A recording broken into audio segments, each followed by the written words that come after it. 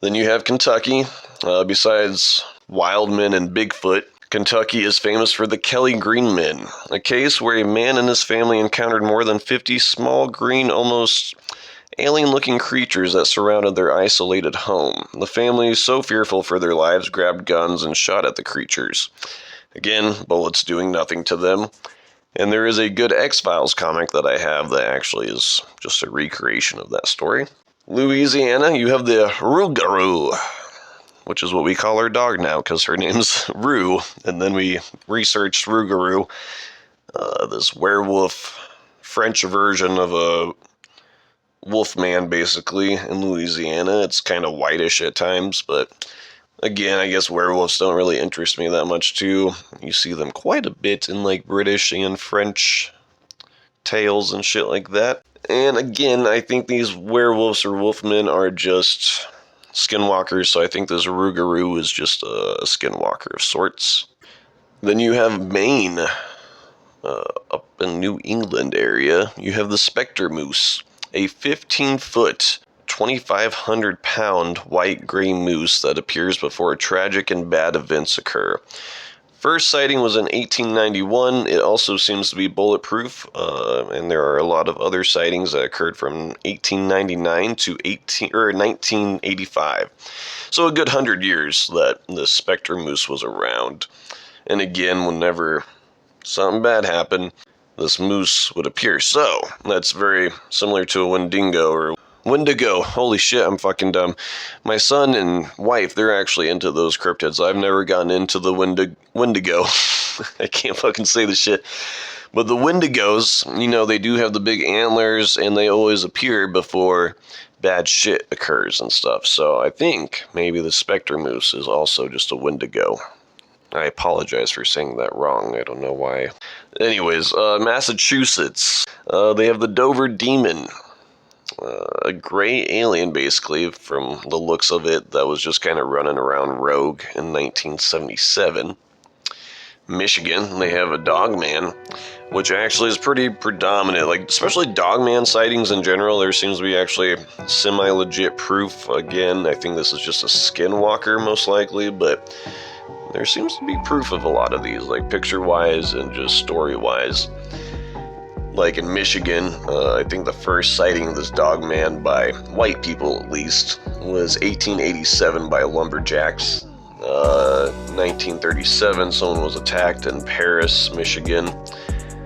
1950s, there's some more sightings, and then 1987, there was actually an April Fool's song where they kind of made fun of this story, kind of talked about Dogman and stuff, but a lot of people called into the radio station to report all their cases to this DJ who made up the song, and this DJ was so fascinated by all these real stories of this Dogman that he was making fun of with the song, he started looking into it more. And around 2012, he actually came out and showed that there had been over 500 sightings in Michigan when it comes to people calling in and reporting their sightings. And then the last one was in 2022, where supposedly it was shot by a trucker. So R.I.P. Mr. Dogman. There we go. Minnesota. Wendigo. So in the 1800s, you see a lot of these appearing.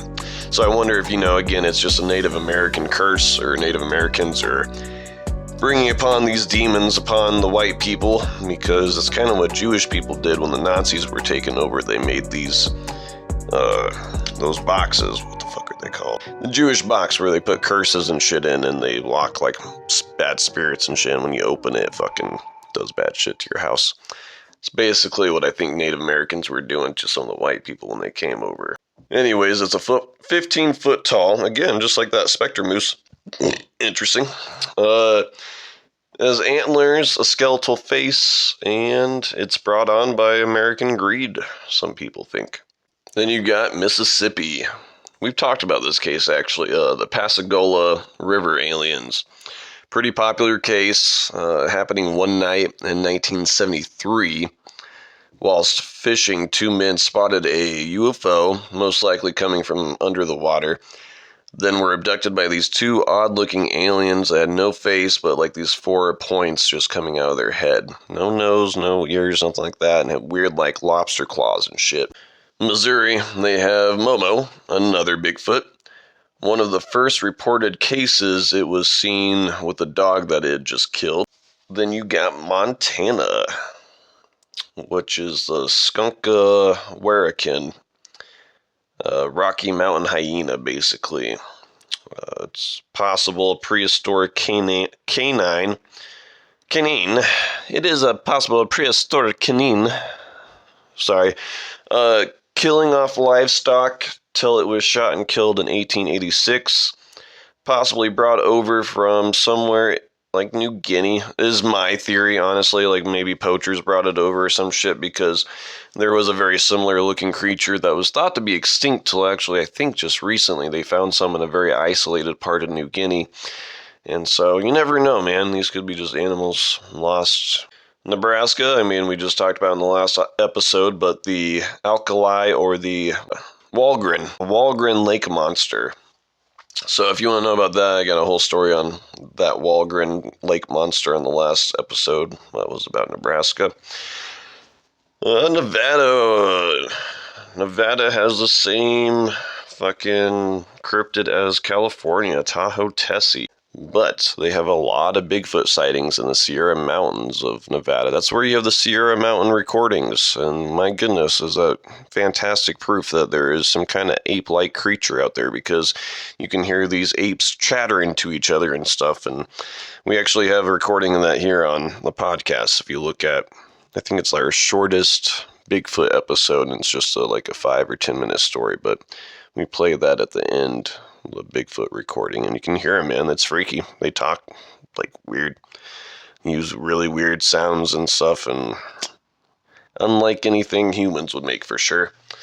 So Nevada, definitely I would say Bigfoot is their more predominant cryptid. Then you got New Hampshire, the Wood Devils, which are Bigfoots that have been seen since the 1930s. And like most Bigfoot stories, they've been also seen in native history. Then you got New Jersey, Jersey Devil. It's been seen since like the 1700s. Again, I think it's a skinwalker that was brought on by Native Americans. New Mexico, you got the Territorns, a giant bird similar to the Thunderbird. It was an actual bird, weighing over 150 pounds and was able to pick up children. It was killed, and there are pictures of it online if you want to actually see what it looks like. So, like I said, some of these cryptids are actual animals and shit. New York, Champy. It's a lake monster. But New York also surprisingly has some legit footage of like a mom and a Bigfoot baby. The Bigfoot baby like hops off of the mom's shoulders and swings around in some trees and shit. And that's pretty good. Legit evidence. They've seen that it's not a hoax and stuff. Let's see here. We got North Carolina, Beast of Baldwin Burrow, seen 1953 and 1954, and it seemed to be just a loose panther that I think was either killed or just went away eventually. North Dakota, you got the Thunderbird. Ohio, you got the Loveland Frogman, also known for Bigfoots and Serpent Mound, where giants lived, because they have found giant skeletons in Ohio, and even some of the natives in like California and shit talking about how the Seedica, or these red-haired giants, came from Ohio to California and Arizona and shit like that at some point. Probably after the Ice Age and shit. Then you got Oklahoma. I'm going to name 3 different Oklahoma ones. We got the Oklahoma octopus, which very little evidence of. There just happens to be a lot of drownings in 3 different lakes in Oklahoma, and they like to blame it on an octopus, even though there is no proof that an octopus brought these people down. So the only proof that maybe something like that could occur in Arkansas, I think it was, maybe Alabama, I think it was Arkansas. There was a lake, though, that they found a freshwater octopus in. So, you know, it's possible for an octopus to be in a lake, but I don't know if it caused these people's drownings. Very known for a werewolf sighting, though. Several people saw this werewolf, even police and stuff.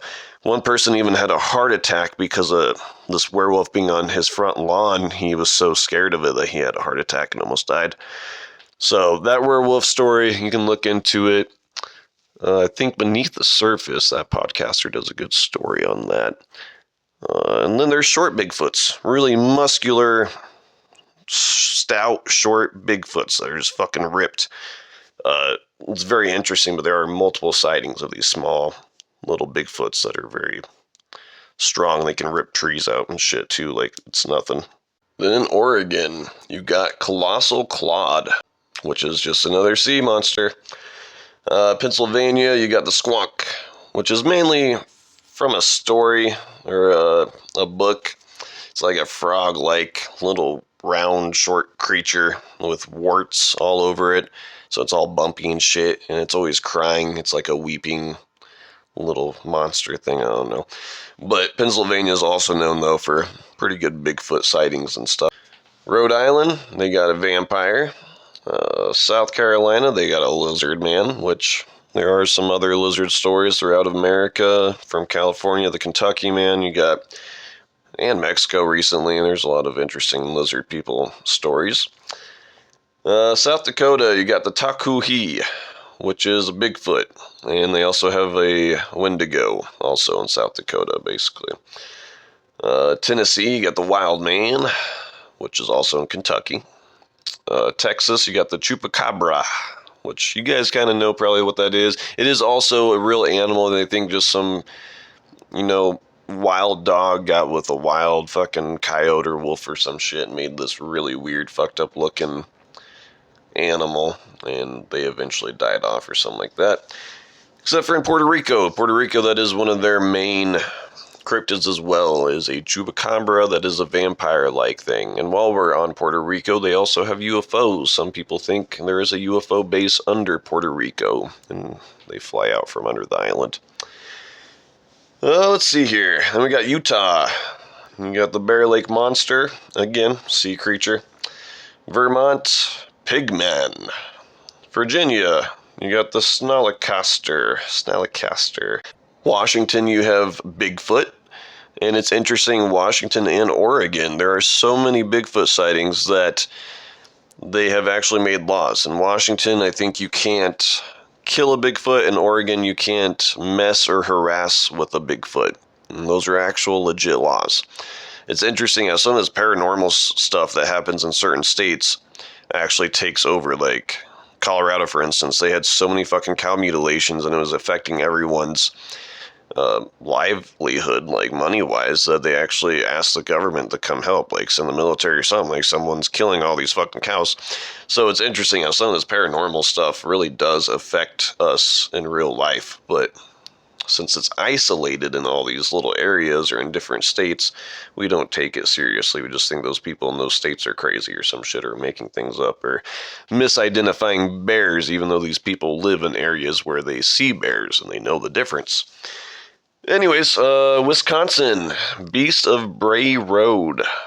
Besides having terrifying serial killers like Ed Gein and fucking Jeffrey Dahmer, Wisconsin also has a kind of scary creature known as a dogman, basically. It looks like a wolf or a dogman. First seen 1936. In a long period of time, it was not seen till the 80s, and then a lot of sightings in the 90s. More continued to this day. There's been a couple of good pictures and a video that went viral of this dog man. Like, it seems pretty legit. I've seen a picture too, and it was like, oh shit, that legit looks like a fucking creepy ass dog person. Wyoming has the jackalope,